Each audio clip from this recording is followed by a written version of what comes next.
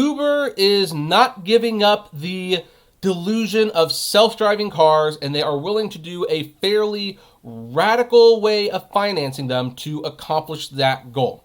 Hey everyone, this is Kevin the Apptrepreneur. If this is your first time here and happen to really like this video, please do me a favor. Hit that subscribe button and ring that bell notification. We upload on a near daily basis. We do news, commentary, editorials, interviews, live streams, premieres, all that jazz, and you will want to be notified when that happens. So anyway, this one might be a little while. Whenever we're looking at something from the Financial Times, and the Financial Times is a very detail-oriented news source, so you have to read it carefully. I always know I'm in for like a bad day or a long video because they're just like that. And they're talking about Uber and their financing and their self-driving cars and how they're going to finance the funding of these cars. Because here's the problems with the self-driving cars. This is why self-driving vehicles are not going to save Uber, at least not unless something like this can happen. They're not going to save Uber because people say, hey, wait until the self-driving cars get here. Then they can fire all the drivers and keep 100% of the fare, and they'll be good. And I always tell people, you have to be careful about that. Because here's the thing. Yeah, you will save on the driver's fare. You will. But look at what you're also not saving on. The driver buys the gas. The driver owns the car. The driver maintains the vehicle. The driver buys the insurance. I know Uber has their own insurance, but the driver has insurance of their own.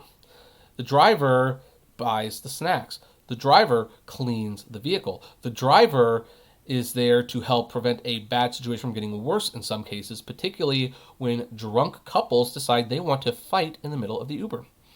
And of course, the driver has to sleep.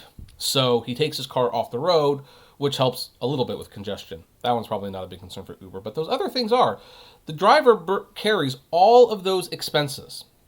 And those are expenses that Uber would have to carry on themselves if they were to go self-driving. If they were going to go completely autonomous, these are expenses they would need to take on themselves.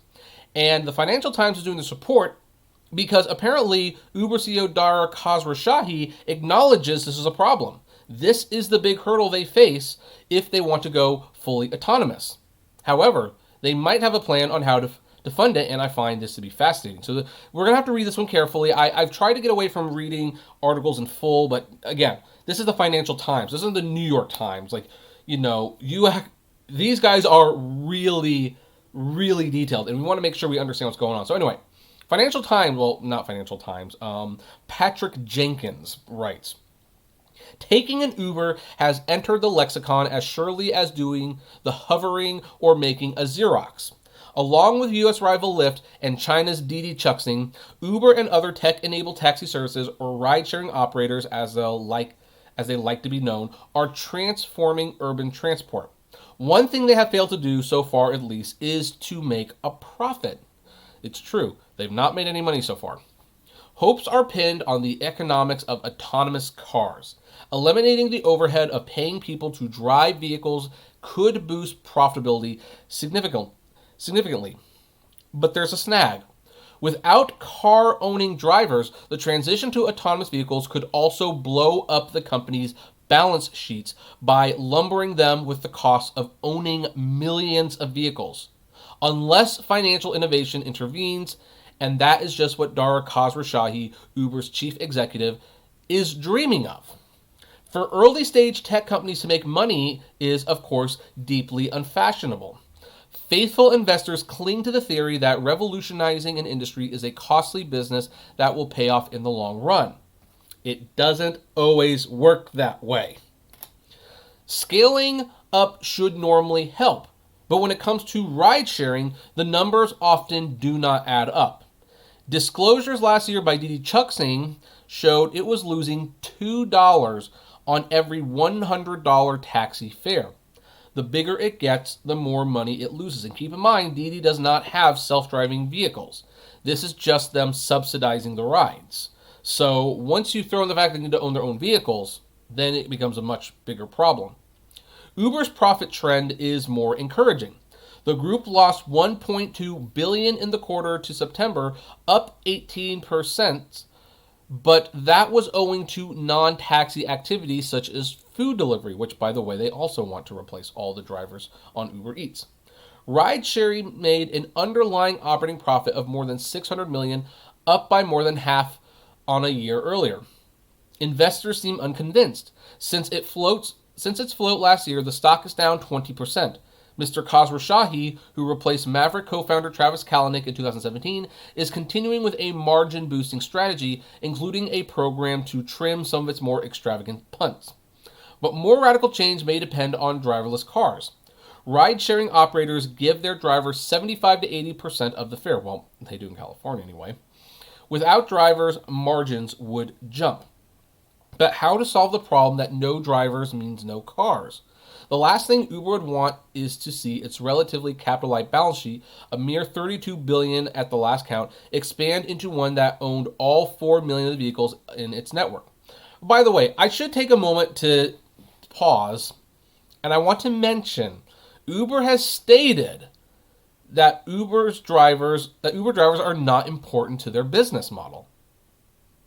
Seems like they are, but whatever. Even with the modest price forecasting, that would imply a sextupling of the balance sheet. No wonder, then, that Uber executives are toying with radical new ideas. Under one model, autonomous vehicles could be established as a new asset class. Vehicles would be owned via what some are nicknaming fleets, or car fleet investment trusts, a new twist on the concept of rates. The real estate investment trusts that own $3 trillion of property assets in the U.S. alone. Investors in a fleet would get a share of a fast-growing sector, perhaps tax incentivized as with Wright, and a return of, say, 6% funded from the cash flow generated by rides. So far, so neat. Although I do want to mention at this point that once you start getting into that, you're essentially having the same driver model.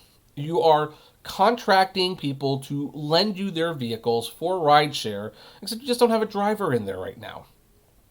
But just like Uber's current shareholder base, investors in a fleet would have to take a big leap of faith. A fleet, though similarly conceptually to a right in compromising a portfolio of assets, would be different in some crucial ways. Most obviously, a car, even a fancy driverless one, is likely to decline in value as it ages rather than appreciate in value as property, and the land it is built on tends to. Tesla founder Elon Musk insists an autonomous car would be, quote, an appreciating asset that sounds implausible. But whatever the truth, it would be challenging to value the assets and create investable funds. Another complication would come with the liability stemming from accidents. Again, a key difference between a fleet and a right. Buildings, as a rule, do not knock people over and kill them. Broader operating risks are quite different too. A 25-year lease on a property is a lot more secure than an hour-by-hour flow of money from taxi rides. Some finance experts believe that if Uber and its like do indeed shift their taxi model to fully autonomous vehicles at some point over the next decade or two, a more likely financing model would be for more car manufacturers to keep fleets on their own books and lease them to operators, aka like Turo.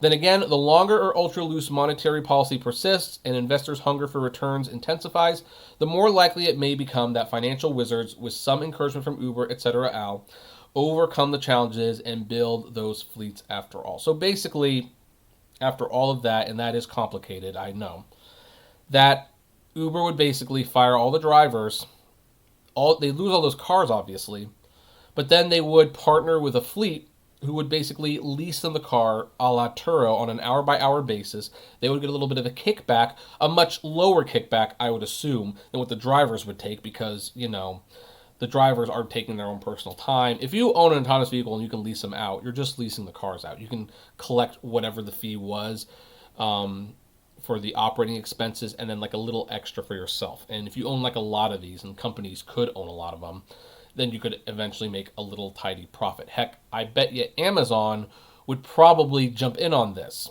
They probably would. Heck, they would probably buy Uber or Lyft and do that whole synergy thing that they do, unfortunately, very, very well. But it's kind of interesting to see how they want to, they realize there's a problem with autonomous vehicles and they want to try new financing options, which the new financing options essentially become the old model, just different skin and maybe different percentage. It's fascinating to watch them attempt to do this. I still don't think it's going to happen. Never mind the cars still don't work. To do this on a large scale is not practical. And again, Uber and Lyft are just apps. Eventually, the fleets who are renting these cars out, they're going to realize they can do this themselves. Hey, we own the cars. We can do all this. Why are we giving Uber a percentage of anything? Let's just do it ourselves. And they will create their own ride-sharing service. So, whatever.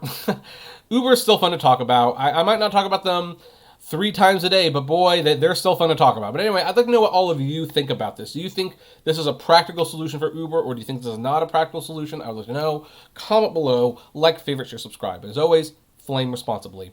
Have a good one.